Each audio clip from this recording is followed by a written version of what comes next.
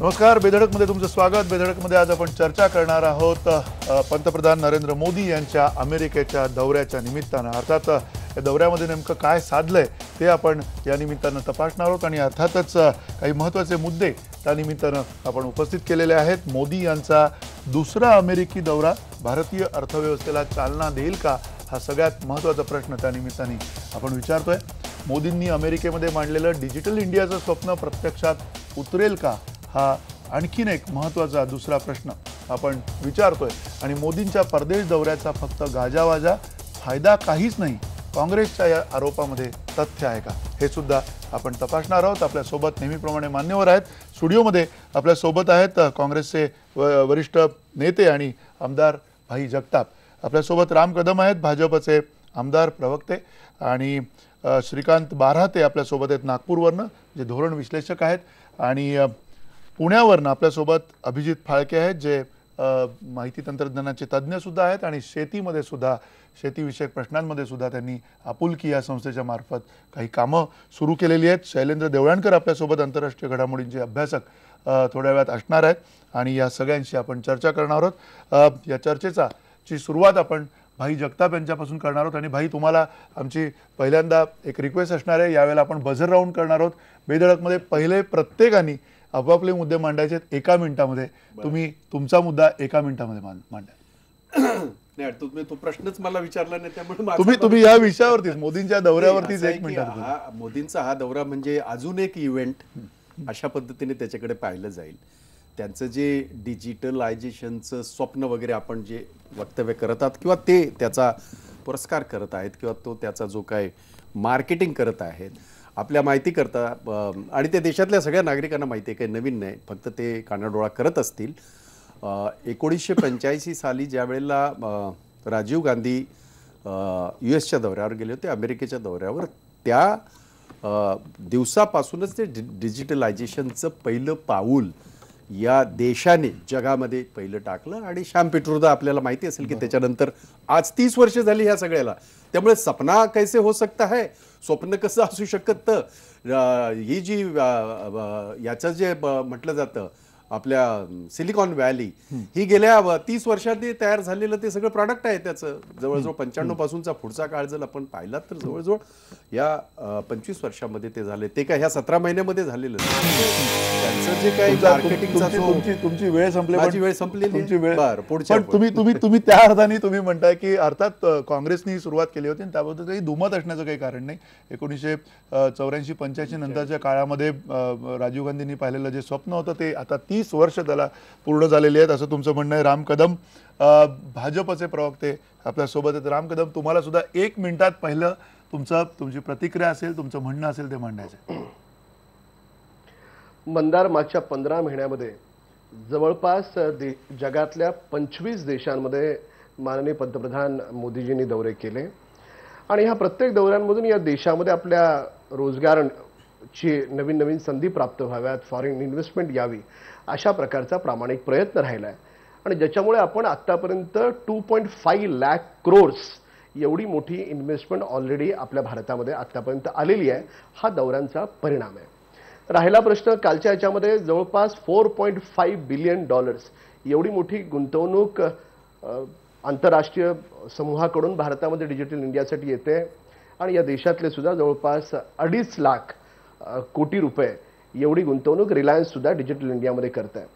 पण या दौऱ्याकडे पाहताना आपण आंतरराष्ट्रीय जगतामध्ये हा एक सगळ्यात महत्त्वाचा टप्पा या दृष्टिकोनातून होता, कारण युनोमध्ये सिक्युरिटी काउन्सिलमध्ये भारताची स्थायी सदस्य म्हणून नेमणूक व्हावी, याच्यासाठी जो आपण प्रयत्न करतो आहोत आणि अमेरिकेने आपल्याला तुमचा वेळ संपलाय। पहिल्या संधीची वेळ आपली संपलेली। आपल्याला प्रत्येकाचं म्हणणं ऐकून घ्यायचं एकेका मिनिटात आणि नंतर आपण ही जी चर्चा आहे ती खुल्या पद्धतीनं करणार आहोत। आपल्या सोबत श्रीकांत बारहाते आहेत। श्रीकांतजी, तुमचं काय म्हणणं आहे, काय नेमकं तुम्हाला मांडायचं आहे या संपूर्ण दौऱ्याच्या दृष्टिकोनातून? आंतरराष्ट्रीय संबंधाच्या दृष्टिकोनातून भारताच्या कुठल्याही पंतप्रधानाचा दौरा जो असतो तो महत्त्वाचा असतो, त्याच्याकडे गांभीर्याने पाहायचं असतं। परंतु एका श्रीमंत वसाहतीत राहणाऱ्या आपल्या नातलगांकडे गेल्यावर आपल्याला उगीच समृद्धीचा भास व्हावा याच्यामध्ये थोडीशी तार्किक विसंगती आहे. त्या दृष्टिकोनातून आपण एक विचार केला पाहिजे. मुळात हा प्रश्न देशांतर्गत धोरणांच्या स्तरावर आपण काय करतोय, आपली धोरणात्मक भूमिका काय आहे आणि त्या अनुषंगाने कार्यक्रमांचं नियोजन आपण कसं केलेलं आहे, या दृष्टिकोनातूनच त्याच्याकडे पाहावं लागेल. अमेरिकेकडे पाहून भारताचा विकास त्याला एकदम चालना मिळेल किंवा काही होईल एकदम अशा पद्धतीचा अन्योन्य संबंध या दोन गोष्टींमध्ये लावता येत नाही. नक्की तुम्ही वेळेआधीच तुमचं म्हणणं आणि नेमक्या शब्दामध्ये तुम्ही मांडलेलं आहे की खरं तर या दौऱ्याचा संबंध तसा अन्योन्य संबंध तुम्ही म्हणताय की लावता येत नाही अमेरिकेच्या श्रीमंतीकडे पाहून. शैलेंद्र देवळाणकर आपल्यासोबत आहेत. शैलेंद्र, काय म्हणणं आहे तुमचं 1 मिनिटात? मंदारजी, हा दौरा अनेक दृष्टिकोनातून ऐतिहासिक आहे असं म्हणावं लागेल. प्रथम तर हे लक्षात घेतलं पाहिजे की पंतप्रधान म्हणजे भारताचे पंतप्रधान हे केवळ एकमेव असे नाहीयेत की जे अमेरिकेतल्या वेगवेगळ्या भागांना व्हिजिट करतायत किंवा जगाच्या वेगवेगळ्या देशांना व्हिजिट करता आहेत. आपण अमेरिकेचे प्रेसिडेंट असतील, रशियाचे पंतप्रधान असतील, जपानचे पंतप्रधान असतील, चीनचे राष्ट्राध्यक्ष असतील, हे सगळेच जण आता वेगवेगळ्या प्रकारच्या इन्व्हेस्टमेंट अट्रॅक्ट करण्यासाठी जगाच्या दौऱ्यावरती आहे. आपण हेही लक्षात घेतलं पाहिजे की सध्या जसे मोदी अमेरिकेच्या दौऱ्यावर होते तसे चीनचे राष्ट्राध्यक्ष शी जिनपिंग देखील होते. भारतामध्ये सर्वाधिक इन्व्हेस्टमेंट ज्या आयटी क्षेत्रातल्या आहेत या बेसिकली हैदराबाद किंवा बँगलोर मधल्या ज्या इन्व्हेस्टमेंट टायअप आहेत या आयटी सिलिकॉन व्हॅली बरोबर आहेत. त्याचप्रमाणे चीनमध्ये ज्या इन्व्हेस्टमेंट येतात त्या सिएटल मधनं येतात. त्यामुळे शी जिनपिंग हे सिएटलच्या व्हिजिटवरती आहेत, ज्याप्रमाणे मोदी हे सिलिकॉन व्हॅलीच्या व्हिजिटवरती होते. आणि सिलिकॉन व्हॅली मधल्या 16% कंपन्या या भारतीयांनी ओन केलेल्या आहेत आणि त्यामध्ये जवळपास लक्षावधी भारतीय काम करत आहेत. सध्या अमेरिका हा टेक्नॉलॉजी आणि इन्व्हेस्टमेंटचा सगळ्यात मोठा सोर्स आहे. नक्की तुमचा शैलेंद्र तुमचा मुद्दा 1 मिनिटात आपण पुढच्या चर्चेला येऊया, चर्चेच्या पुढच्या टप्प्यामध्ये जाऊया. 1 मिनिट सगळ्यांना सुरुवातीला आपण देतोय. डिजिटल व्हायचा प्रयत्न केलेला आहे आपण, डिजिटली क्लॉक आपण आता या बेधडक कार्यक्रमामध्ये आणलेला आहे आणि 1 मिनिटामध्ये खरं तर आपलं म्हणणं आपण मांडायचा प्रयत्न करतोय सुरुवातीला, कारण सगळ्यांना बोलायला मिळालं पाहिजे नंतरच्या वेळेमध्ये. अभिजित फाळके आपल्यासोबत आहेत. अभिजित, तुमचं नेमकं या सगळ्या दौऱ्याच्या संदर्भातलं निरीक्षण काय? ॲज अ IT प्रोफेशनल मी याच्याकडे अतिशय पॉझिटिव्हली बघतो आहे. कारण भारताचे प्राईम मिनिस्टर आपण ITच्या रेफरन्समध्ये बऱ्याचपैकी US वर डिपेंड आहोत. आणि जेव्हा भारताचे पंतप्रधान ITच्या रेफरन्समध्ये डिजिटल इंडिया सारखा प्रोजेक्ट घेऊन जर US मध्ये जात असतील आणि त्याचा जर फायदा ग्रामीण भारताला होणार असेल तर मी नक्कीच याच्याकडे पॉझिटिव्हली पाहिल. एकूण 4.5 लाख करोड रुपयाचा हा प्रोजेक्ट आहे आणि ज्याच्यामध्ये बिगेस्ट चॅलेंज इम्प्लिमेंटेशन आहे. कारण आपण म्हणतोय की भारतातले 7 लाख खेडे आपण याच्यात कनेक्ट करणार आहोत. तर हे एक मोठं चॅलेंज आपल्या समोर आहे आणि याच्यामध्ये इन्व्हेस्टमेंट कॉस्ट अतिशय जास्ती आहे. आवाज थोडा ब्रेक होतोय माझा मध्ये. बोला तुम्ही बोला. हॅलो, बोला तुम्ही. इन्व्हेस्टमेंट कॉस्ट खूप जास्ती आहे आणि इम्प्लिमेंटेशन पॉइंट ऑफ व्ह्यू पण आपल्याला याच्यामध्ये बघणं फार जरुरीच आहे. त्या रेफरन्सनी जर नरेंद्र मोदी इन्व्हेस्टमेंट आणत असतील आणि सोबतच आपण भारतीय उद्योग जगतातनं सुद्धा नवीन काही लोक आपण उभे करणार असू तर मी याच्याकडे अभिनंदनीय यांनी बघतो. नक्की तुम्ही एका आशादायी पद्धतीनं त्याच्याकडे बघताय असं तुम्ही म्हणताय. अर्थातच विविध मतं आहेत आपल्या सगळ्या मान्यवरांची आणि तज्ज्ञांची. पुन्हा भाई जगताप, जे राम कदम म्हणाले की एकूण हे प्रयत्न जे त्यांच्या दृष्टीने ते म्हणतायत की अतिशय स्तुत्य असे चालू आहेत आणि विविध काही शंका, आता श्रीकांत भारत यांनी सुद्धा काही वेगळे मुद्दे उपस्थित केलेले आहे. काय तुम्हाला या सगळ्याबद्दल वाटतंय? नाही, कुठच्याही देशाच्या पंतप्रधानांनी प्रयत्न करायलाच पाहिजे. काय त्याच्यामध्ये काही चुकीचं आहे असं आम्ही म्हटलंच नाही. फक्त एवढंच की आमचं म्हणणं असं आहे की जे तुम्ही सांगताय त्याच्यामध्ये तथ्य किती आहे हे जास्त महत्वाचं आहे. असं आहे की मंदार, असं आतापर्यंतच आपण ह्या गेला दौरा त्यांचा घ्या आणि आताचा दौरा घ्या. आता हे जे आपण आशावादी आहोत 4.5 लाख कोटी जर आले तर मला वाटतं आपलं डेफिसिट जे आहे ना, फिस्कल डेफिसिट ते 0वर येऊन जाईल. माझ्या माहितीप्रमाणे 6 लाखाचा फिस्कल डेफिसिट आहे आपल्याकडे. आता हा आशावाद IT इंजिनियरला असणं हे मी समजू शकतो, कारण त्यांचा एका मर्यादित ह्याच्यामध्ये त्यांचा तो आहे. परंतु देशाच्या बाबतीमध्ये ज्या देशाचे पंतप्रधान स्वतः खोटं बोलतात आहेत, काय सांगतात आहेत ते की आमचा रिझर्व्ह किंवा आमची इकॉनॉमी ही 8 ट्रिलियनची आहे. कुठं आहे? अहो, ती चायनाची पण नाही आहे. त्यांनी त्यांच्या भाषणात सांगितलंय, याच भाषणामध्ये 3 ट्रिलियन भारताची इकॉनॉमी आहे आणि ती युपीए सरकारने जेव्हा पाय उतार झालं तेव्हापासूनची आहे. म्हणजे तुम्ही वस्तुस्थितीत जर तुम्ही जगापुढे हे करणार आणि जगापुढे ती काय माणसं त्यांच्याकडे आहेत की सगळ्याकडे, मग तो याचा असेल फेसबुकवाला असेल किंवा आणखीन ज्यांच्या समोर त्यांच्या ज्या सीईओ समोर त्यांनी त्याच्यासमोर बोललेलं आहे ते. म्हणजे तुम्ही मुळात जर सत्याला सामोरं जाणार नाही तर ते होणार कसं. आणि दुसरं महत्वाचं जे राम कदम म्हणतात आहेत, चला एवढे लाख हजार कोटी आले, मग आमचा रुपया जो युपीएच्या काळात 60 रुपयावर होता तो आज 68 रुपयावर का गेला सांगा ना. एवढी जर शेवटी काय असतं की फॉरेन इन्व्हेस्टमेंट आल्याच्या नंतर तो बॅलन्स तर व्हायला पाहिजे. तो सांगा कसा काय तो आहे तो. ते जे महान काही मंडळी जे म्हणतात आहेत त्यांना माझा सवाल आहे की देशाच्या पंतप्रधानाने इतर देशात जाऊन आपल्या देशामध्ये एखादा हे आणणं, बिझनेस आणणं आणि त्याच्या बाबतीमध्ये इन्व्हेस्टमेंट आणणं आणि त्याच्या माध्यमातून ह्या तयार करणं, हाताला नोकऱ्या तयार करणं, याचं स्वागतच आहे. कारण आजपर्यंत आपण ते करतच आलो. परंतु 17 महिन्यामध्ये पहिलं त्यांची व्हिजिट आणि आताची व्हिजिट याच्यामध्ये किती पैसे आले ज्या अमेरिकेमधून किंवा 29 देशामध्ये गेले. रामराव ते 26 देशात नाही 29 देशामध्ये गेले आणि ह्या प्रत्येक देशाचा दौरा हा 5 दिवसापासून 7 दिवसापर्यंत म्हणजे 200 दिवसापेक्षा जास्त ते बाहेरच आहेत देशाच्या. आणि तेवढी जरी इन्व्हेस्टमेंट आली असेल जेवढ्या लाखाचं सांगितलं, जरा त्याचं विश्लेषण करून सांगा. आमच्याही ज्ञानामध्ये भर पडेल, म्हणजे आम्हालाही बरं वाटेल की बाबा देशाच्या पंतप्रधानांनी खरं खरं बोलून मार्केटिंग करून इतकं सगळं आणलंय. आम्हाला आनंद होईल. स्वागत करू आम्ही. रामकदम ठोक मंदार माझे बंधू भाई जगताप यांना विनम्रपणे मी एवढंच सांगेन की भाई जगतापांनी मोदीजींच्या पहिल्या अमेरिका ट्रिप बद्दल सांगितलं.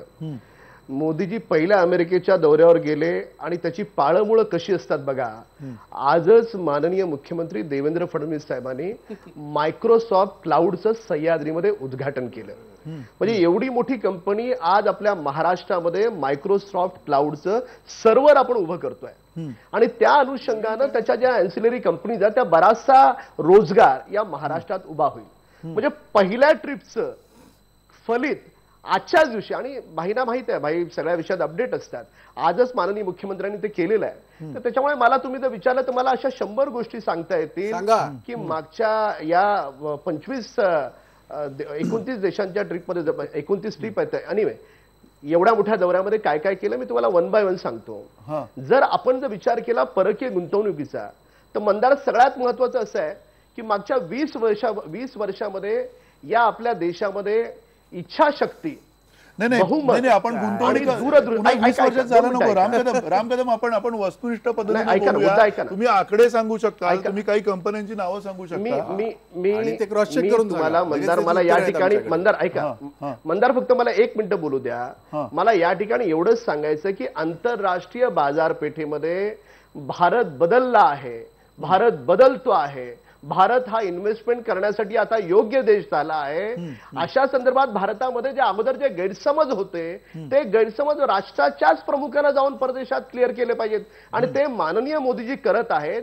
आणि त्याचं सक्सेस, त्याचं यश म्हणून आतापर्यंत आपल्याकडे 2.5 लाख कोटीची गुंतवणूक आली आहे. ती दाखवा ती कशी कशी आली. रामराव फक्त नाही अडवत नाही तुम्हाला, माझं तर उद्दिष्ट नाही, फक्त माझं एक विनंती आहे महाराष्ट्राच्या जनतेला, जनता आपल्या देशातली जनता ऐकते, 2.5 लाख कोटीची इन्व्हेस्टमेंट ह्या देशात आली असा आपण जो दावा करताय तो कशा माध्यमातून आली ते जर सांगितलं तर फार आमच्याही ज्ञानात भर पडेल आणि आम्ही स्वागतच करू ह्या सगळ्या गोष्टीचा. हे काय देशाचे पहिले पंतप्रधान नाहीत, सगळे पंतप्रधान युएसला जाऊन आलेले आहेत आणि त्यांनी आपल्या आपल्या पद्धतीने कामं केलेली आहेत. त्यामुळे त्यांचं युएसला जाणं ह्याच्यावर आक्षेप असण्याचं काही कारण नाही. भाई 2.5 लाख मागच्या 15 महिन्यात ऐका भाई, मोदीजींनी मागच्या 15 महिन्यामध्ये ज्या देशांचे दौरे केले त्यात अनेक देश असे आहेत म्हणजे कॅनडा 42 2.5 लाख कोटी कुठे कुठे आणले, कशा व्यवसायात आणले, धंद्यात आणले, ऑस्ट्रेलियामध्ये 28 वर्ष या देशातला पंतप्रधान कोणताही गेला नव्हता. अशा अनेक आणि ही गुंतवणूक आलेली वस्तुस्थिती आहे. ती सांगा कशी आली ती सांगा, ती कशी आली ती सांगा. आपण मुळामध्ये अग्रीमेंट्स अनेक गोष्टींचे झालेत, फ्रान्स पासून, कॅनडा पासून, चायना पासून. म्हणजे उदाहरणार्थ मी तुम्हाला एक गंमत म्हणून सांगतो की चायना सारखा देश हा जगाचा कारखाना बनू पाहत होता. त्या चायनाला आपल्या देशानं खडसावून सांगितलं मी अँटी डम्पिंग ड्युटी लावू आणि चायनासारख्या युपीएच्या वेळेला झालं ते. बिलियन अँटी डम्पिंग ड्युटी ही युपीएच्या काळात लावली चायना गेली. करते. माहिती करता सांगतो आपल्या. जपान भाई आता तुम्ही मला विचारताय कसं कसं सांगा आणि आपणच बोलताय. नाही, आता पण जपान तुम्ही 30 भलतं बिलियन सांगताय, डॉलरची 2.5 लाख, आपल्या 1000 भारतामध्ये कोटी आणले ते करते. सांगा. हे खरं नाहीये का भाई? काय हे खरं नाहीये का? सांगा ना काय? आपण. त्याच्यामुळे वेगवेगळ्या उद्योगाच्या खोटं आहे. माध्यमातून जपान आहे. एक मिनिट दिल्ली, आपण मुंबई पुन्हा कॉरिडॉरसाठी जपान करतंय. राम कदम पूर्वीचंच आहे ते सगळं. जो मुद्दा आहे तुम्ही म्हणताय की 2.5 लाख कोटी रुपयाच्या सांगा ना आसपासची एकदा जी काही जनतेला. गुंतवणूक ती कदाचित वस्तुनिष्ठपणे तुम्ही पुढच्या ओघामध्ये सांगू शकाल.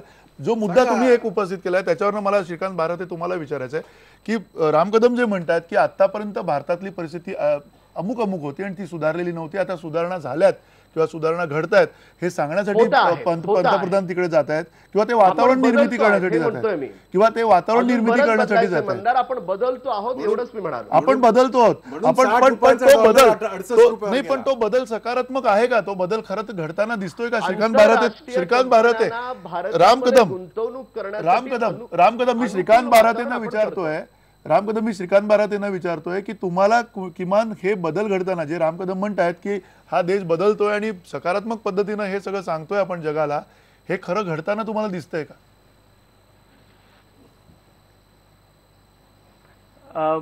गुंतवणुकीच्या संदर्भात मला वाटते आपण डिस्टिंक्शन केलं पाहिजे, त्याच्यात फरक केला पाहिजे की ते हाय एंड बाजूला म्हणजे तंत्रज्ञानाच्या दृष्टिकोनातून अतिशय हाय एंड असलेल्या गोष्टींमध्ये जी गुंतवणूक येते आणि जी गुंतवणूक प्रत्यक्ष रोजगार निर्मितीसाठी जी उपयोगी पडू शकते याच्यामध्ये आपण पहिल्यांदा आपण फरक केला पाहिजे. आता राम कदम बोलताना त्यांनी एक महत्त्वाचा शब्द वापरला. त्यांनी म्हटलं की अँसिलरी युनिट्स जे आहेत म्हणजे येणारी गुंतवणूक शेवटी ती गुंतवणूक भारतात येणार आणि अभिप्रेत असा आहे की ती गुंतवणूक आल्यानंतर अँसिलरी माध्यमातून आपल्याकडे उद्योजकतेला वाव मिळावा असा उद्दिष्ट अभिप्रेत आहे. आता हे करताना आणि याला जर आपण मेक इन इंडिया या संदर्भात जर पाहिलं, जी भारत सरकारची, मी पंतप्रधानांवर बोलणार नाही, भारत सरकारची जी मेक इन इंडिया नावाची पॉलिसी आहे त्या संदर्भात आपण पाहिलं तर आपण याच्यामध्ये धोरण सायुज्यता आहे किंवा कसं याच्याकडे पाहिलं पाहिजे. कारण मुद्रा वित्त मेळावे आता भारतात सुरू झालेले आहे. म्हणजे लघु किंवा मध्यम उद्योजकांना वित्त पुरवठा करण्याच्या दृष्टिकोनातून भारत सरकारने मुद्रा बँक आणली, त्याच्यासाठी मेळावे सुरू केले. परंतु याच्या माध्यमातून जे फर्स्ट जनरेशन एंटरप्रेन्योर्स येतील म्हणजे पहिल्यांदाच जे उद्योगांमध्ये शिरणारे लोक आहेत त्यांच्यासाठी आपण हँड होल्डिंगची व्यवस्था केलेली आहे का? त्यांच्यासाठी आपण ट्रेनिंगची व्यवस्था केली आहे का? म्हणजे त्यांना नीट बिझनेस प्लॅन लिहिता येईल का? जर आपण मेकिंग इंडिया सारखा महत्वाकांक्षी प्रकल्प हाती घेत असू तर त्याच्यासाठी पूरक अशा पद्धतीने धोरणांचं आपण नियोजन केलेलं आहे का? हा प्रश्न पहिल्यांदा विचारला पाहिजे. कारण आकडे जे आहे आकडे हे तो एका पद्धतीचा मायाजाल असतो, परंतु आकड्यांच्या पलीकडे जाऊन भारतासारख्या संमिश्र आणि व्यामिश्र पद्धतीच्या संरचनांमध्ये जेव्हा तुम्ही एखादं धोरण मांडता त्याला अनुरूप पद्धतीचे धोरणात्मक बदल आणि कार्यक्रमांचं नियोजन आपण केलं आहे का हा प्रश्न आपण पहिल्यांदा विचारला पाहिजे. मुळात असं होतं की आपण वेगवेगळ्या क्षेत्रांमध्ये फक्त सरफेशियल वरवरचं आपण लक्ष देतो. आतमध्ये मूलभूत त्याचं जे संरचनेचं शास्त्र आहे, मॉर्फॉलॉजी त्याची जी आहे त्याच्याकडे जोपर्यंत आपण लक्ष देत नाही, आपलं एक धोरण आहे पण त्या धोरणाचं अंमलबजावणी आपण कसं करणार? बरोबर, नक्की. त्याच्यासाठी आपण तरतुदी केल्या आहेत का? आपण लोन वाटलं मुद्रा बँकेच्या माध्यमातून, परंतु त्या कर्जाचं ट्रान्सलेशन जे आहे, ती क्रेडिट एफिकसी जी आहे ती साध्य होते का? हे प्रश्न आपण विचारले पाहिजे. आणि त्या आघाडीवर आज तरी जे वातावरण आहे ते उदासीनता तयार करणारं वातावरण आहे, चिंताजनक असं वातावरण. नक्की अतिशय स्पष्ट तुम्ही सांगितलेलं आहे, चिंताजनक असं वातावरण आहे. राम कदम, ह्याला उत्तरं काय आहेत? कारण एकीकडे आत्ता सातत्यानं जी ओरड होते, अगदी सोशल नेटवर्कवरती आपण बघितलं, सगळीकडे जे म्हटलं जात आहे पंतप्रधान नरेंद्र मोदी यांच्या दौऱ्याच्या संदर्भामध्ये, ते हेच म्हणतात की भारताकडे अंतर्गत जे लक्ष द्यायला पाहिजे ते कमी पडतंय आणि त्याहीपेक्षा महत्त्वाचं म्हणजे जे आर्थिक सुधार व्हायला पाहिजेत ते होताना दिसत नाही. त्याची गती अतिशय ज्याला आपण कमालीची निराशाजनक म्हणता येईल अशी गती आहे. असं जर वातावरण असेल तर आपल्याला नेमकं अशा दौऱ्यांमधून काय साधलं जाईल असं तुम्हाला वाटतंय? आपण जर ह्या पर्टिक्युलर एका दौऱ्याविषयी जर बोललो, जसं मी तुम्हाला सांगितलं की आंतरराष्ट्रीय संबंधाच्या दृष्टिकोनातून हा महत्त्वाचा दौरा होता. युनोमध्ये जे आपण सिक्युरिटी काउन्सिलमध्ये 6 सदस्याची आपली मागणी अनेक वर्षापासूनची आहे. मूळ मुद्दा आपण लक्षात घेतला पाहिजे की या देशामध्ये 15,40,00,000 लोक फक्त इंटरनेटशी जोडले गेलेले आहेत. 100 कोटीपेक्षा अधिक लोक अजूनही इंटरनेट पासून वर्ज आहेत. म्हणजे आपल्याकडे मोबाईलची संख्या जर पाहिली तर 95 कोटी मोबाईल या भारतात खपतात, पण मोबाईल युजर जर पाहिले तर फक्त 55-56 कोटी मोबाईल युजर आहेत. म्हणजे जवळपास आपल्याकडे उद्दिष्ट आहे की 100 कोटीपेक्षा अधिक लोकांपर्यंत इंटरनेट गेला पाहिजे. डिजिटल इंडिया त्याच वेळेस सक्सेसफुल होणार आहे. आणि जेव्हा या देशामध्ये आतापर्यंत काय होतं, फक्त विमानतळ आहे किंवा 5 स्टार हॉटेल आहे, इथे फक्त वायफाय फॅसिलिटी होती, ते फक्त इंटरनेटशी जोडले गेलेले होते. मोदीजींनी छोट्या छोट्या गोष्टी कशा बारीक पाहिल्यात बघा, की या दौऱ्यामध्ये आपण पहिल्यांदा या देशात 7,500 रेल्वे स्टेशन्स आहेत. पहिल्या टप्प्यामध्ये आपण 100 रेल्वे स्टेशन आपण वायफाय करतो, नंतर 400 करतो, हळूहळू आपण सर्व रेल्वे स्टेशन करणार आहोत. 6.5 लाख खेडी आहेत. हळूहळू या खेड्यांपर्यंत आपण हे इंटरनेटनी आपण ही खेडी जोडणार आहोत. डिजिटल इंडिया केव्हा होईल, जेव्हा या देशातला शेवटचं जे पाडा असेल, शेवटचं जे गाव असेल ते इंटरनेटशी जोडलं जाईल, त्यावेळेस होणार आहे. या देशामधली प्रमुख समस्या अशी होती की मागच्या 20 वर्षापासून परदेशातला कोणताही गुंतवणूकदार या देशात यायला तयार नव्हता, कारण या देशामध्ये बहुमत असलेली कोणतीही पार्टी सत्तेत नव्हती. 20 वर्षाच्या नंतर पहिल्यांदा भाजपा बहुमतात सत्तेवर आलाय. या पक्षाकडे इच्छाशक्ती आहे, या पक्षाकडे दूरदृष्टी आहे आणि त्या दूरदृष्टीच्या पुन्हा राजकीय चर्चेत भाई तुम्हाला विनंती करतो, रोजगाराच्या संधी या 20 वर्षाच्या मागे जायला सुद्धा आता माझं म्हणणं असं की राजकीय चर्चेचा हा विषयच नाही. आपण फक्त याच्या बाबतीमध्ये बोलू. या विशेषतः दौऱ्याच्या बाबतीमध्ये साधा प्रश्न आहे. तुम्ही ते बाकीचं 60 वर्षात 62 वर्षामध्ये परदेशातली एखादी कंपनी भारतामध्ये भाई फक्त अर्धा मिनिट आपला घेतो, अर्धा मिनिट घेतो. आपण विद्वान आहात, आपण मला उत्तर द्या भाई. ऐका ना भाई, आपण मला उत्तर द्या. परदेशामधली एखादी मोठी कंपनी लाखो कोटी रुपये भारतामध्ये गुंतवणूक करायचे आणि भारतामध्ये पॉलिटिकल स्थिती दोलायमान आहे. अशा स्थितीत तो कोणी करेल का, नाही करणार, हे आपण समजून घेतलं. पण गेल्या 20 आपण भारतीय म्हणून चर्चा करू. 20 वर्षाच्या पहिल्यांदा असं वातावरण तयार झालंय की बहुमतातलं सरकार आणि त्याच्यामुळे आंतरराष्ट्रीय ज्या मोठमोठ्या कंपन्या आहेत त्या कंपन्यांना पोषक वातावरण आणि त्यांच्या मनामध्ये असलेले गैरसमज दूर करणं, हे काम मोदीजी करतायत आणि त्याचा आपल्याला चांगला परिणाम दिसतोय. आपण सगळ्या पक्षांनी देश म्हणून त्याचं कौतुक केलं पाहिजे, पक्ष म्हणून नव्हे. अगदी मला फक्त त्याचं काय झालं, त्यांनी म्हणाले उत्तर द्या आणि त्यांनी प्रश्नच नाही केला, कारण प्रश्न नाहीच आहे. प्रश्न असा आहे, आज हा जो काही इव्हेंट मॅनेजमेंट चाललंय की मायक्रोसॉफ्टचं हे आलं, अहो ते बँगलोरमध्ये आज नाही 20 वर्षापासून आहे. कसल्या गप्पा मारतात आहेत हे लोक. राहिली गोष्ट यांच्या काळामध्ये ज्या वेळेला आपल्या देशाने ग्लोबलायझेशन आपण स्वीकारलं 91च्या याच्यामध्ये, नरसिंह रावांच्या याच्यामध्ये काळामध्ये, त्यावेळेपासून आजपर्यंत शेकडो हजारो मल्टीनॅशनल्स या भारतात आल्या, त्याची इन्व्हेस्टमेंट झाली. त्यामुळे हे काय जावई शोध जो नवीन काढतायत तो चुकीचा आहे. दुसरा महत्वाचा, तुम्ही फक्त माझं साधं म्हणणं आहे, एक भारतीय म्हणून मी प्रवक्ता आहे, ही गोष्ट 1 मिनिटापुरता बाजूला ठेवू. आपण म्हणालात 2.5 लाख कोटी मागच्या ह्याच्यापासून आतापर्यंत आले, आता म्हणताय 4.5 लाख कोटी याच्यामध्ये इन्व्हेस्टमेंट आहे. म्हणजे टोटल जर बघितलं तर 7,00,000 कोटी जर इन्व्हेस्टमेंट या देशात येत असेल, आम्ही त्याचं स्वागतच करू. परंतु ती 2.5 लाख कुठं कुठं आली ते जरा सांगा. दुसरं महत्वाचं, 4.5 लाख कोटीच याच्यावर 1-2 यांनी तिथल्या आपल्या पॅनलिस्टने सुद्धा वक्तव्य केलं. आपल्या देशाचं मला असं वाटतं फिस्कल डेफिसिट जे आहे, आर्थिक तूट आहे, वित्तीय तूट आहे, ती साधारण 6 ते 6.5 लाख कोटीची असा आहे, असा माझा समज आहे. आणि म्हणून असं जर झालं, इतकी इन्व्हेस्टमेंट आली, तर मग 60 रुपयाचा आमचा रुपया 68 रुपयावर कसा गेला 17 महिन्यामध्ये, जो कधी इतक्या वर्षात कधी गेला नाही. आणि म्हणून आपण जे काय सांगताय, भाषण त्यांनी सुद्धा केलं, मग यांनी आमच्या पंतप्रधानांनी सुद्धा जसं याच्यामध्ये भाषण करतात ना एखाद्या याच्यामध्ये बिहारच्या प्रचार सभेत, तसंच त्यांनी भाषण केलं, काही वेगळं केलेलं नाही.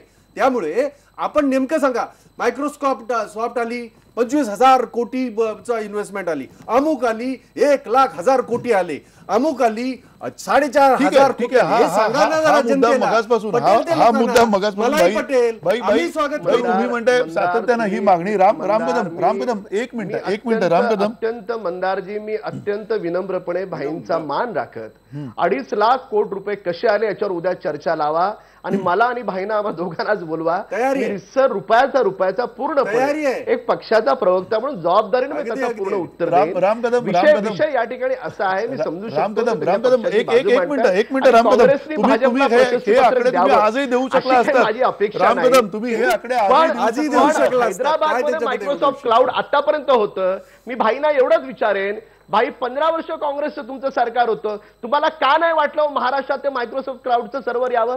काय नाही तुम्ही लोकांनी प्रयत्न केले? असं तर मी विचारलं, असं विचारलं तर मी दोषी. आणि मग ते देवेंद्र फडणवीस साहेबांनी आणलं तर त्यात काय नवीन केलं? म्हणजे मला असं वाटतं आम्ही करतोय त्याचं मला तुमच्याकडून कौतुक अपेक्षित नाही. आपण तुम्ही पण करताय निदान किंवा नाही हा मोकळ्या प्रश्न मनानं नाही. आता ते आता तुम्ही आता करू जो मुद्दा शकला आहे नाही, राम ते कदम देवेंद्र फडणवीस करतायत, याच्याबद्दल तुमच्यासारख्या चांगल्या माणसाकडून उद्गार येणं आवश्यक आहे. नाही ठीक आहे. एक मिनिट पुन्हा भाई आणि राम सगळ्या याचं सांगितलं की चांगल्या गोष्टीचं कौतुकच करू, परंतु चांगल्या गोष्टी नव्हत्यात. आकडे तुम्ही आत्ताच दाखवा. व्हायला लागल्या. तुम्ही आकडे दाखवा. सांगा. राम अहो, कदम, साधी तुम्ही गोष्ट आकडे राम दाखवू कदम. शकता. हे जे तुम्ही आकडे म्हणताय, सांगा ना. तुम्ही आकडे आम्ही दाखवू लगेच शकता. मान्य ते आकडे करू. दाखवताना आणि तुम्ही महाराष्ट्राची दिसत नाहीत जनता, आम्हाला. देशाची जनता मान्य करेल. तुम्ही वेळ एवढे घ्या. पैसे आले आणि त्यामुळे रुपया जो 60 रुपयावरनं 68 रुपयावर गेला. एक मिनिट, साधी गोष्ट आहे. एक मिनिट. कशाला आपण इकडच्या तिकडच्या गप्पा मारायच्या? आणखीन एक महत्वाचा मुद्दा आहे. आम्ही स्वागतच करू. शैलेंद्र देवळणकर, तुम्हाला हा प्रश्न विचारायचा आहे की जे सातत्यानं म्हटलं जातं, त्या सगळीकडे ज्या प्रतिक्रिया उमटतायत या सगळ्या दौऱ्याच्या निमित्तानं, त्या प्रतिक्रियांमधला एक सगळ्यात महत्त्वाचा हाच भाग आहे की जे सुधारणा होणं अपेक्षित आहे भारतामध्ये, त्या सुधारणा होत नाही आहेत, त्या सुधारणांकडे लक्ष दिलं जात नाही आहे, त्याची प्राथमिकता आत्ता आपल्याकडे नाही आहे आणि आपण त्याऐवजी कुठेतरी बाहेर जातोय आणि FDIच्या आशेवरती आता आपण सगळं आपला देश चालवतोय. ही जी प्रतिक्रिया आहे त्याबाबत तुमचं काय मत आहे? मंदाराजी, मी थोडासा वेळ मागून घेईन. मला यासाठी हे सांगणं गरजेचं आहे की आपल्याला काही गोष्टींसंदर्भातले गैरसमज हे थोडेसे दूर करणं गरजेचं आहे. एक तर हे अकॅडमिक डिस्कशन आहे, त्यामुळे मी काही अकॅडमिक मुद्दे या चर्चेमध्ये उपस्थित करू इच्छितो. सगळ्यात प्रथम तर आपण ही गोष्ट लक्षात घेणं गरजेचं आहे की हा जो डिजिटल इंडिया सुद्धा आहे, हा एका ब्रॉड प्रोजेक्ट मेक इन इंडियाचा पार्ट आहे. याचा मुख्य उद्देश काय? बेसिकली आपण ही संकल्पना जी घेतलेली आहे, ही दक्षिण कोरिया सारख्या देशाकडनं आपण ती संकल्पना घेतलेली आहे. याच्या मागचा उद्देश काय आहे की आता आपल्या समोरचं सगळ्यात मोठं जे उद्दिष्ट आहे हे एम्प्लॉयमेंट जनरेशनचं आहे, रोजगाराचं आहे. भारतामध्ये सध्या जे रोजगारक्षम पॉप्युलेशन आहे हे जवळपास 49 कोटी आहे. त्यापैकी जवळपास 22 कोटी लोक हे 18 ते 28 वयोगटातली आहेत. त्यांना इमिजिएटली रोजगार देणं ही आपली टॉपमोस्ट प्रायोरिटी आहे. आणि सध्या आपण जर GDPला कॉन्ट्रीब्यूट करणारे आपले महत्त्वाचे सेक्टर्स पाहिले तर त्याच्यामध्ये आपल्याला असं दिसतं की सगळ्यात मोठं कॉन्ट्रीब्युशन हे सर्व्हिस सेक्टरचं जरी असलं तरी सर्व्हिस सेक्टरमध्ये एम्प्लॉयमेंट जनरेशन कॅपॅसिटी फार कमी आहे. पण मॅन्युफॅक्चरिंग इंडस्ट्रीचं कॉन्ट्रीब्युशन GDPसाठी 23% जरी असलं तरी याच्यामध्ये एम्प्लॉयमेंट जनरेशन कॅपॅसिटी प्रचंड आहे. जर आपण दक्षिण कोरियाचं उदाहरण घेतलं तर दक्षिण कोरियाच्या अर्थव्यवस्थेमध्ये एकंदरीत GDPमध्ये मॅन्युफॅक्चरिंग इंडस्ट्रीचा वाटा हा जवळपास 80% आहे. आणि त्याचंच अनुकरण चीनने केलं. चीनकडे आपल्यासारखीच बेरोजगारीची समस्या होती, त्यामुळे चीनने दक्षिण कोरियाचं मॉडेल आपल्याकडे इम्प्लिमेंट केलं आणि आज चीनच्या GDPमध्ये जवळपास मॅन्युफॅक्चरिंग इंडस्ट्रीचा वाटा हा 60% आहे. परंतु ज्या वेळेला आपल्याला मॅन्युफॅक्चरिंग इंडस्ट्री वाढवायची आहे त्यासाठी आपल्याला फार मोठ्या प्रमाणावरती अंतर्गत सुधारणा करणं गरजेचं आहे. बेसिकली इन्फ्रास्ट्रक्चर डेव्हलपमेंट करणं गरजेचं आहे. आणि ही जर इन्फ्रास्ट्रक्चर डेव्हलपमेंट करायची असेल तर तुम्हाला परकी गुंतवणूक पाहिजे आहे. आणि ह्या गुंतवणुकीसाठी जवळपास 2020 पर्यंत आपल्याला $500 अब्ज पाहिजे आहेत, जे आपल्याकडे नाही आहेत. आणि हे $500 अब्ज मिळवण्यासाठी आपल्याला विविध देशांचे दौरे करावे लागत आहेत. आणि हे फक्त मोदीच करतायत अशातला भाग नाहीये. चीननी गेल्या 20 वर्षांमध्ये चीनच्या राष्ट्राध्यक्षांनी, पंतप्रधानांनी असंख्य दौरे या स्वरूपाचे केलेले आहेत. मी सुरुवातीला सांगितलं त्यामुळे व्लादिमीर पुतीननी पण केलेले आहेत. अमेरिकेचे राष्ट्राध्यक्ष पण अशा स्वरूपाचे दौरे हे सातत्याने करत असतात. आणि आता ह्या संपूर्ण माध्यमातून आपल्याला लक्षात घेणं गरजेचं आहे की आपल्याकडे ज्या वेळेला आपण म्हणजे साधारणतः युरोपमध्ये जी ॲग्रिकल्चर इंडस्ट्री होती ही ॲग्रिकल्चर इंडस्ट्री नंतर पूर्णपणे मॅन्युफॅक्चरिंग इंडस्ट्रीमध्ये कन्वर्ट झाली. परंतु आपल्याकडे मात्र उलटं घडलं. आपल्याकडे ॲग्रिकल्चर ऍग्रीकल्चर इंडस्ट्री ही बेसिकली सर्व्हिस सेक्टरमध्ये गेली आणि आता आपण मॅन्युफॅक्चरिंगकडे जात आहोत. आणि दुसरा मुद्दा म्हणजे हे जे $500 बिलियन आपलं टार्गेट आहे ते आपल्याला आता सध्या अनेक देशांकडनं परकीय मदतीची गरज आहे. चीनने देखील 30 वर्षांमध्ये हेच केलेलं आहे. मूळ मुद्दा असा आहे, आपल्याकडे शैलेंद्र- परराष्ट्र धोरण शैलेंद्रजी. परराष्ट्र धोरणाचा गुंतवणुकीसाठी वापर कसा करता येऊ शकतो याच्याकडे दुर्लक्ष केलं गेलं असल्यामुळे आपले अनेक गैरसमज निर्माण झालेले आहेत. ज्याला रिझल्ट याला थोडासा वेळ लागणार आहे. लक्षात ठेवा, चीनने आर्थिक उदारीकरणाचा कार्यक्रम हा 1981 साली इंट्रोड्यूस केला. तो 30 वर्षानंतर मॅच्युअर्ड झाला म्हणून आपण जगात चीनचं नाव घेतोय. आपला कार्यक्रम 1991 साली आला, तो 2021 साली मॅच्युअर्ड होणार आहे. म्हणून डिजिटल इंडिया, मेक इन इंडियाला यश येण्यासाठी कमीत कमी 5 वर्ष अजून अवधी आहे. तेवढा पेशन्स ठेवणं आपल्याला गरजेचं आहे. नाही, ठीक आहे. एक- परंतु एक- हे एक- आपण- आपण- आपण- एक मिनिट भाई. एकच गोष्ट फक्त त्यांच्या शैलेंद्र फार चांगलं विश्लेषण करत होते, कारण अभ्यास चांगला करून आल्याचं ते हे आहे. परंतु आता तुम्ही जे म्हणालात तेच खरं आहे. डिजिटल इंडिया आजचं नाही, ते तेव्हापासूनचं चालू आहे, 30 वर्षापासून. म्हणून त्याला मॅच्युरिटीला 5 वर्ष. 5 वर्षात जादू होणार आहे का? तर नाही. दुसरी गोष्ट, आपण बोलताना एक गोष्ट जी बोललात, जी मला असं वाटतं की ती कदाचित चुकीची आहे. या देशाच्या आर्थिक व्यवस्थेमध्ये, GDP मध्ये आणि आपल्या भरभराटीमध्ये आपला देश हा शेतीप्रधान देश आहे, लक्षात घ्या. आणि शेतीचा फार मोठा वाटा याच्यामध्ये आहे. आपल्याकडे येणारा तुमचा या डिजिटल याच्या माध्यमातून किंवा आणखीन कशाच्या माध्यमातून वाढणार आहे ते सर्व्हिस सेक्टर वाढणार आहे, ॲन्सिलरी काही जर सोडल्या तर. आणि म्हणून आमचं तेच म्हणणं आहे की तुम्ही जी काही इन्व्हेस्टमेंट आणतोय, आपण आपल्या देशाचे पंतप्रधान, ते आमचेही पंतप्रधान आहेत, त्यामुळे आम्हाला त्याच्याबद्दल हे नाही. परंतु पंतप्रधानांनी त्यांच्या भाषणामध्ये जी काही वक्तव्य केली, ज्याच्यावर आता आक्षेप जगभरातनं उठतात आहेत, त्याच्याबद्दल आपण म्हणतोय आपल्याकडे आलेला एक रुपया हा देशाच्या विकासासाठी लागणार आहे, तो हवा आहे. त्याचं नाही कोणी म्हणालच नाही. आमचं फक्त म्हणणं असं आहे की खोटं सांगण्याचा जो प्रयत्न केला जातोय आंतरराष्ट्रीय याच्यावर पातळीवर, तो अतिशय चिंताजनक आहे आणि तो आपल्या देशाला धोकादायक आहे. आपली इकॉनॉमी जर 3 ट्रिलियनची आहे, ती जर आपण 8 ट्रिलियनची सांगायला लागलो तर लोक, तुम्ही इथे भाषण इथे ऐकता, ते लोक नाही ऐकणार. इकॉनॉमिस्ट बसले. नक्की तुमचा जो मुद्दा आहे त्याचं उत्तर आपण एक मिनिट राम कदम एक छोटासा ब्रेक घेणार आहे, तुमच्याकडे पुन्हा येतो. या ब्रेक नंतर आपण ही चर्चा आपण सुरू ठेवणार आहोत. आपल्या सोबत अभिजित फाळके सुद्धा आहेत. शेतीचा विषय निघाला होता, कृषी क्षेत्राचा विषय निघाला होता आणि डिजिटल इंडियाचं जर स्वप्न पुढे न्यायचं असेल आणि ते जर का गावागावामध्ये पोहोचवणार असेल तर त्याच्यामध्ये नेमका कुणाचा फायदा कशा पद्धतीनं होणार आहे आणि त्या डिजिटल इंडियाच्या अनुषंगाने आसपास ज्याला आपण स्वातंत्र्य म्हणतो, एकूण इंटरनेटच्या माध्यमांच्या वापराच्या संदर्भातलं त्याच्यातले काय बदल अपेक्षित आहेत, हे सगळं आपण समजून घेणार आहोत एका छोट्याशा ब्रेक.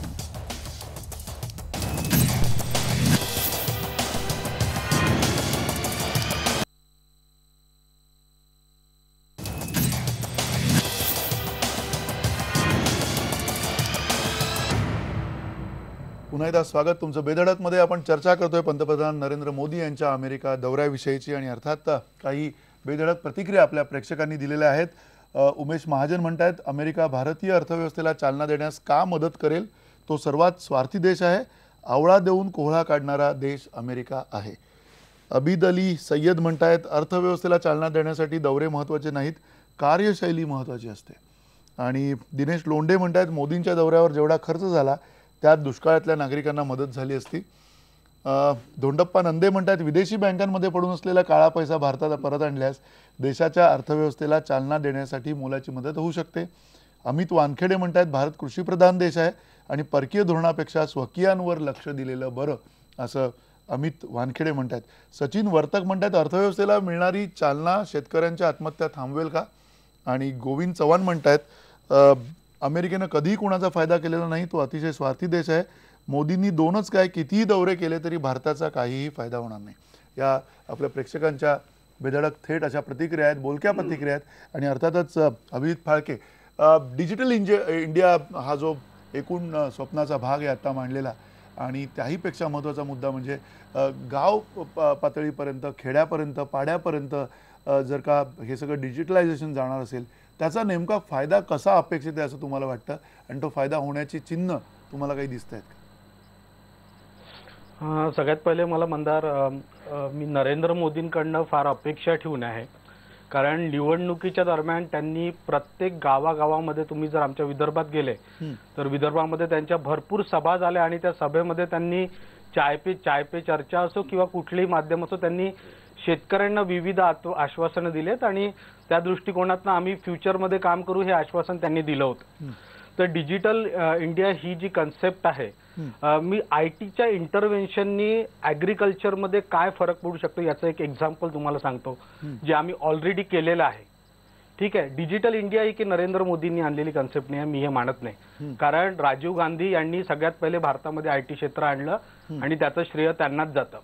आणि तुम्ही जर PSK सारखा म्हणजे पासपोर्ट सेवा केंद्र हा जर तुम्ही प्रयोग बघितला तर हा मागच्या UPAच्या गव्हर्नमेंटमध्ये आलेला प्रयोग आहे, ज्याच्यामध्ये आपण काय करतो की गव्हर्नमेंटचे ऑफिसेस आणि एंड कन्झ्युमर याच्यातला संपर्क डायरेक्टली तोडतो आणि याच्यातनं भ्रष्टाचार आपण कमी करू शकतो. त्याच्यामुळे मी याच्याकडे सकारात्मक दृष्टिकोनातनं बघतो आहे. तर नरेंद्र म्हणजे मी तुम्हाला एक मुद्दा सांगणार होतो की आयटीच्या इंटरव्हेन्शनमध्ये ॲग्रिकल्चरमध्ये काय फरक पडू शकतो.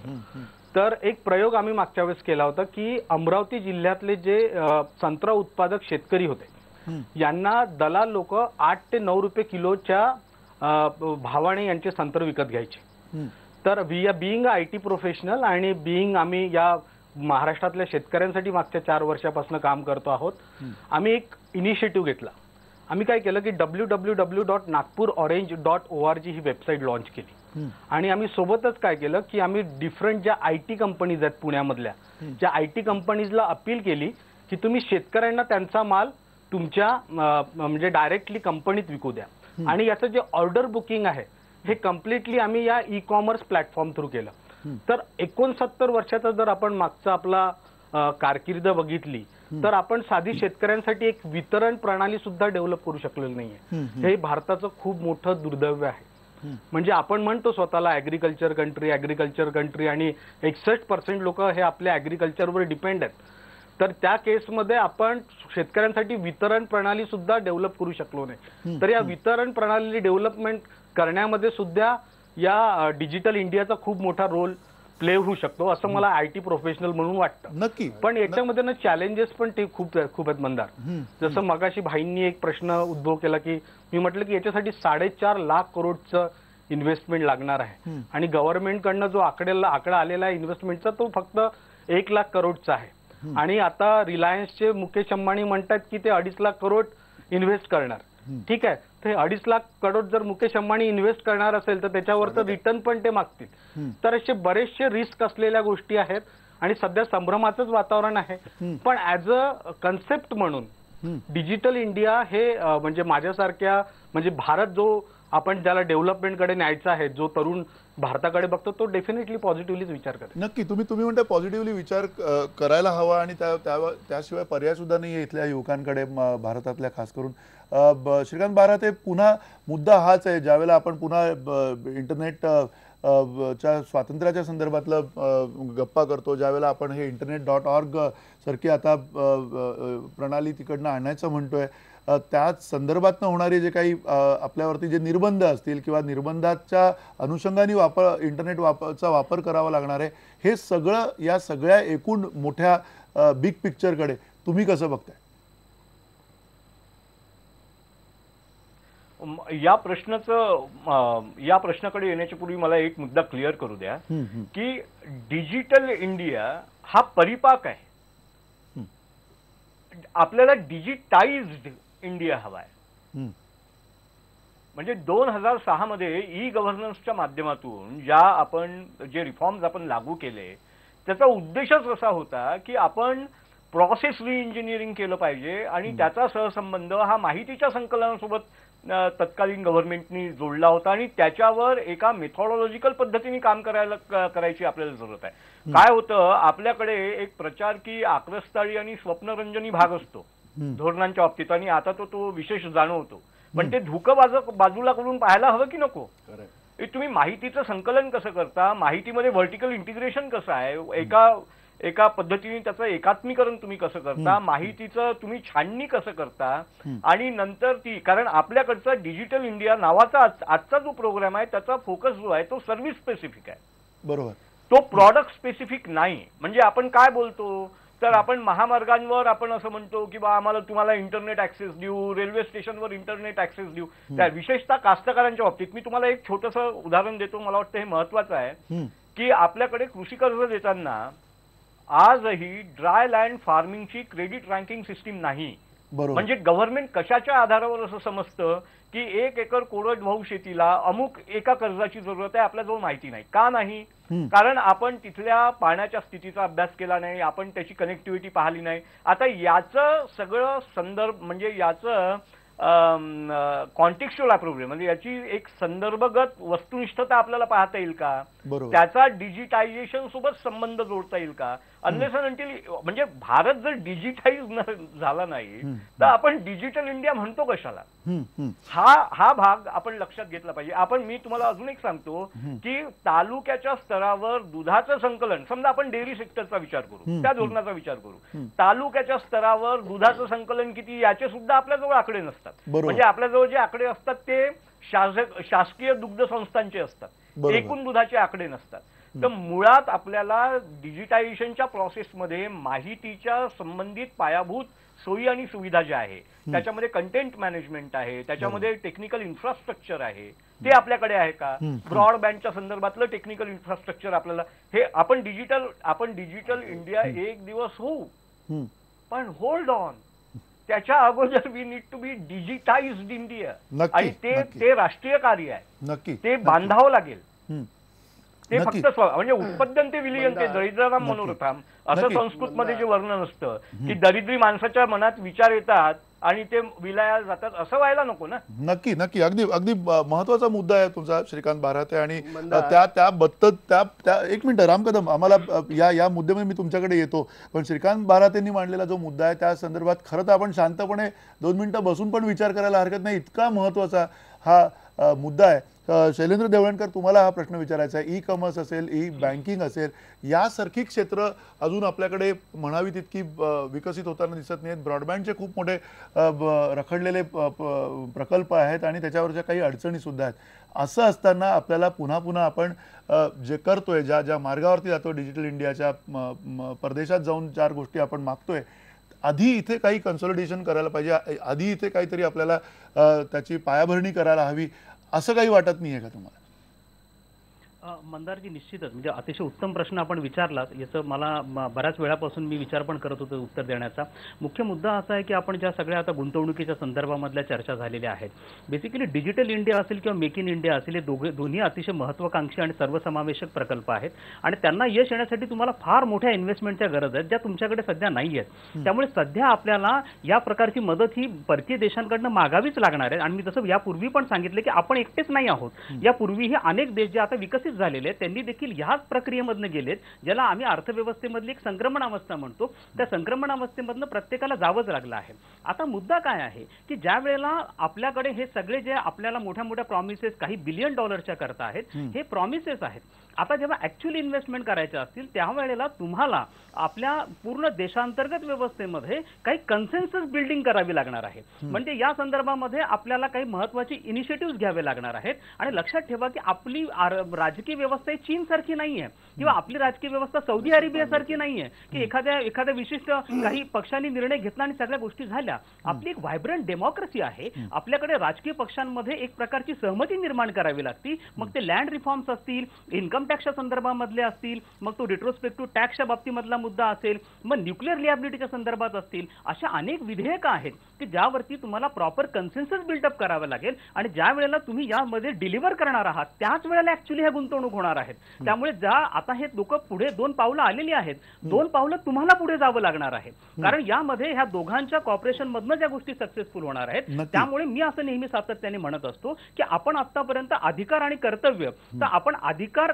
केंद्रित व्यवस्थेमध्ये वाढलो आहोत, आता आपल्याला कर्तव्य केंद्रित व्यवस्थेमध्ये जायचं आहे. त्यामुळे प्रथम कर्तव्याला तर आपण किती पुढे जाऊ शकतो, आपण कशा प्रकारचं कन्सेन्सस डेव्हलप करू शकतो, आपण किती पद्धतीने स्वतःला बिझनेस डुईंग विथ ईज किंवा स्वतःला किती लिबरल न्यूट्रलाइज करू शकतो यावर या सगळ्या गुंतवणूक नक्की, अवलंबून आहेत. नक्की, पण याची नक्की. सुरुवात झाली आहे असं आपल्याला म्हणायला हरकत नक्की नाही. तुम्ही म्हणता ही सहमती सगळी जी आहे ती तयार व्हायला हवी. ही सहमती कदाचित काँग्रेस आणि भाजपमध्ये कधी होईल किंवा नाही होणार, कुठल्या मुद्द्यांवर येईल हेही आपल्याला ठाऊक नाहीये. अर्थात काँग्रेस आणि भाजपचे प्रवक्ते आपल्या सोबत आहेत आणि त्यांचं पुन्हा एकदा राजकीय भांडण होऊ नये म्हणून आपण डिजिटल इंडियाचा एक भाग म्हणून तुमच्यावरती एक मिनिटाचं बंधन आम्हाला घालायचं आहे भाई. त्यामुळे भाई 1 मिनिटं बोलणार आहेत आणि राम कदम एक मिनिटं बोलणार आहेत. भाई तुमची वेळ आता सुरू होते. नाही माझं काहीच हरकत नाही. आता चर्चा ह्या व्हायलाच हव्यात आणि हे लोकशाहीचं वैभव आहे. आपल्याला एक लक्षात घेणं आवश्यक आहे की माझं म्हणणं मुळात असं आहे की आपण खऱ्या अर्थाने याच्याकडे जात असताना आहोत कुठे आणि जाणार आहोत कुठे. आजच्या घडीला जवळजवळ 5 ते 5.25 लाख खेड्यांमध्ये इलेक्ट्रिफिकेशन झालेलं आहे आणि ते गेल्या 60 वर्षामध्ये झालेलं आहे. 65 वर्षात झालं आहे. 1947 साली फक्त 300 खेड्यामध्ये इलेक्ट्रिफिकेशन होतं. 7.5 लाख खेडी आहेत या देशामध्ये. त्यामुळे आपल्याला संधी आहे. फक्त ती खऱ्या अर्थाने तुम्हाला आणताना तुम्ही जेव्हा देशाचे पंतप्रधान भाषणामध्ये जेव्हा असं म्हणतात गरिबांसाठी जे बँकेचं नॅशनलायझेशन झालं हे देशाच्या पंतप्रधानांनाच माहित नाही. ते म्हणतात 1979 साली, एकदा म्हणतात 1960 साली आणि मग म्हणतात 1971 साली. अहो देशाचे नॅशनलायझेशन 1969 साली झालं. आता हे जर त्या तिकडे बोलताना ते सांगत असतील देशाचे पंतप्रधान, ते कोणाच्या पक्षाचे ते नाहीत, माझ्या देशाचे पंतप्रधान असं म्हणत असतील तर म्हणून आम्हाला त्याच्याबद्दल आहे. आणि म्हणून येणारा जो त्याला कॉन्फिडन्स जोपर्यंत बिल्डअप आपण करत नाही तोपर्यंत तो पैसे कसा टाकेल. नक्की. त्यामुळे तुम्हाला खोटं सांगून त्यांचा कॉन्फिडन्स बिल्डअप करता येणार नाही. खरं सांगावं लागेल. वेळ तुमची संपले. तुम्ही 1 मिनिटात ते मांडलं सुद्धा आहे. राम कदम 1 मिनिटात तुम्ही याचं उत्तर द्या. मी एवढंच सांगेन मंदार तुम्हाला, डिजिटल इंडिया ही जी आमच्या सरकारची जी संकल्पना आहे त्याच्या पाठीमागे भूमिका एवढीच आहे की या देशामध्ये जो गावातला शेवटचा माणूस आहे त्याला तालुक्याच्या ठिकाणी जिल्ह्याच्या ठिकाणी यावं लागतं कुठल्याही कामासाठी, ते त्याला घरच्या घरी बसल्या बसल्या मोबाईलवर त्याला काम करता आलं पाहिजे इथपर्यंत सुविधा द्यायच्या.